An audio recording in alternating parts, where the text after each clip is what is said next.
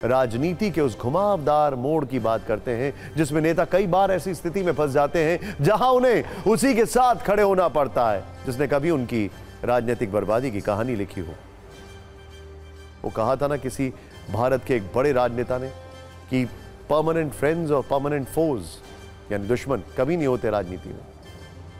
और दिल्ली में आज ऐसी ही स्थिति कांग्रेस और खासकर गांधी परिवार के सदस्यों के लिए तब हुई जब वो नई दिल्ली लोकसभा सीट पर वोटिंग के लिए पहुंचे। दिल्ली में आज सभी 60 सीटों पर वोट डाले गए। वोट डालने वाले प्रमुख चेहरों में कांग्रेस की पूर्व अध्यक्ष सोनिया गांधी, राहुल गांधी और प्रियंका गांधी शामिल थे। वैसे तो कौन किसे वोट डालता है यह पूरी तरह से गोपनीय है, पूरी तरीके से, लेकिन कांग्रेस और आम आदमी पार्टी एक दूसरे की सहयोगी हैं, तो ऐसा संभव है कि गांधी परिवार ने आम आदमी पार्टी के प्रत्याशी सोमनाथ भारती को वोट दिया होगा। हालांकि इसकी पुष्टि कोई नहीं कर सकता। वहीं जिस कांग्रेस पर भ्रष्टाचार के आरोप लगाकर अरविंद केजरीवाल ने दिल्ली की सत्ता हासिल की, वो अरविंद केजरीवाल जब वोट देने गए होंगे तो यह भी संभव है कि उन्होंने अपनी सहयोगी कांग्रेस को चुना होगा, क्योंकि गांधी परिवार नई दिल्ली के जिस इलाके का वोटर है वहां से आपके प्रत्याशी हैं और उत्तर पूर्वी दिल्ली से कांग्रेस के कन्हैया कुमार उम्मीदवार हैं। ऐसे में वोट देने के दो विकल्प हैं, या तो एक दूसरे को वोट देना पड़ता होगा, या फिर अगर पुराने घाव हरे हुए हैं तो किसी और को या फिर नोटा पर वोट डालने का ऑप्शन भी संभव है। राजनीति के लेंस से देखें तो यह अजीब सा विरोधाभास है और आज इसे लेकर सवाल का सामना राहुल गांधी को भी करना पड़ा। हालांकि छठे चरण में कुल 58 सीटों पर वोटिंग हुई है। दिल्ली में वोट देने वालों में पॉलिटिकल सेलिब्रिटीज की संख्या बहुत ज्यादा थी। सोनिया गांधी और राहुल गांधी के अलावा प्रियंका गांधी अपने पूरे परिवार के साथ वोट डालने पहुंची। विदेश मंत्री एस जयशंकर वोट डालने में पहले नंबर पर रहे। अरविंद केजरीवाल भी अपने परिवार के साथ वोट डालने गए। हालांकि उनकी मां की तबीयत खराब होने के कारण वोट देने वो नहीं जा पाए। वैसे वोट देने वालों में इन हंसते और मुस्कुराते चेहरों के पीछे का सच यह भी रहा है कि दिल्ली में 5 बजे तक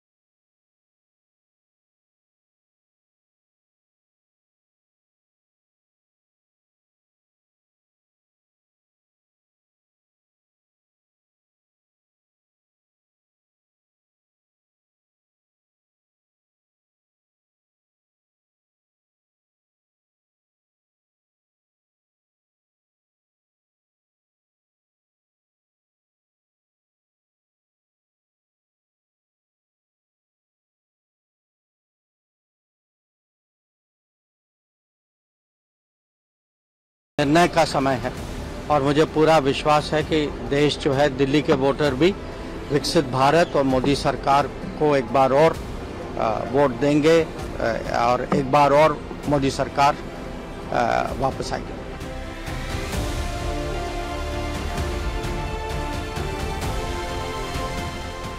लोग कर्तव्य का निर्वाह कर रहे हैं, देश हित में वोट कर रहे हैं। टुकड़े टुकड़े गैंग की धज्जियां उड़ी हुई हैं। राष्ट्र हित में नरेंद्र मोदी के लिए सब लोग बूथ पे जमे हुए हैं। बढ़ रही रफ्तार है अब के 400 पार है। बिजली फ्री, पानी फ्री के लिए, बुजुर्गों की तीर्थ यात्रा के लिए, माताओं बहनों के लिए बस की फ्री यात्रा के लिए, महंगाई कम करने के लिए, रोजगार के लिए अपने मुद्दों पर वोट कीजिए। नकली मुद्दों पर ध्यान मत दीजिए और तानाशाही का अंत करने, संविधान को बचाने और लोकतंत्र को बचाने के लिए वोट।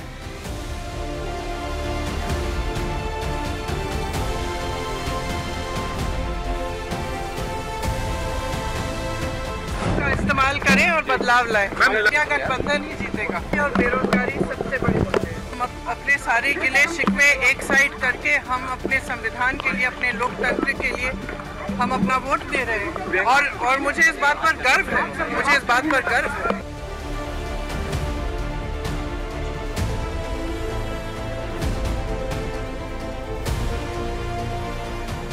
दिन राष्ट्र के नाम है। ये चुनाव विकसित भारत का चुनाव है। ये चुनाव एक सशक्त भारत बनाने का चुनाव है।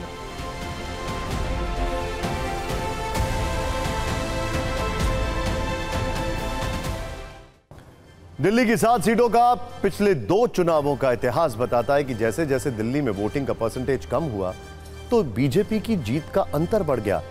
2014 में वोटिंग प्रतिशत 65.1 था, तो बीजेपी कम वोटों से जीती थी। 2019 में यह 60.6 हुआ, तो बीजेपी की जीत का प्रतिशत थोड़ा बढ़ गया। हालांकि अकेला फैक्टर नहीं है, चुनाव में बहुत सारे समीकरण वोटों को घटाते बढ़ाते रहते हैं। वैसे दिल्ली में कांग्रेस की सत्ता से शून्य पर लाने वाली आम आदमी पार्टी को आज गांधी परिवार समेत लाखों कांग्रेस समर्थकों के वोट मिले होंगे। लेकिन अगले चरण में पंजाब की जिन 13 सीटों पर वोटिंग है, वहां कांग्रेस और आम आदमी पार्टी की सीधी टक्कर होगी। इन सब के बीच अरविंद केजरीवाल को पाकिस्तान से प्रेम भरा सोशल मीडिया पोस्ट मिला था। पाकिस्तान के पूर्व मंत्री फवाद चौधरी ने अरविंद केजरीवाल की वोटिंग वाली तस्वीर को रीपोस्ट करते हुए लिखा, उम्मीद है शांति और सद्भाव नफरत और उग्रवाद की ताकतों को परास्त करेगी। इस पर तुरंत अरविंद केजरीवाल ने उन्हें जवाब दिया, चौधरी साहब, मैं और मेरे देश के लोग अपने मसलों को संभालने में पूरी तरह सक्षम हैं। आपके ट्वीट की जरूरत नहीं है। इस वक्त पाकिस्तान के हालात बहुत खराब हैं, आप अपने देश को संभालिए। वैसे फवाद चौधरी भारत के नेताओं की सोशल मीडिया पोस्ट को काफी ध्यान से फॉलो करते हैं। इससे पहले वो कांग्रेस नेता राहुल गांधी के एक्स पर एक पोस्ट लिख चुके हैं, राहुल गांधी ऑन फायर। भारत के नेताओं पर उनकी पैनी नजर देखते हुए ऐसा लगता है कि वो काफी खाली हैं और पाकिस्तान में उनके पास काम का अभाव है, इसीलिए वो लगातार भारत के मामलों में घुसपैठ की कोशिश करते रहते हैं। लेकिन आज अरविंद केजरीवाल का जवाब उन्हें सर्जिकल स्ट्राइक की तरह चुभा होगा।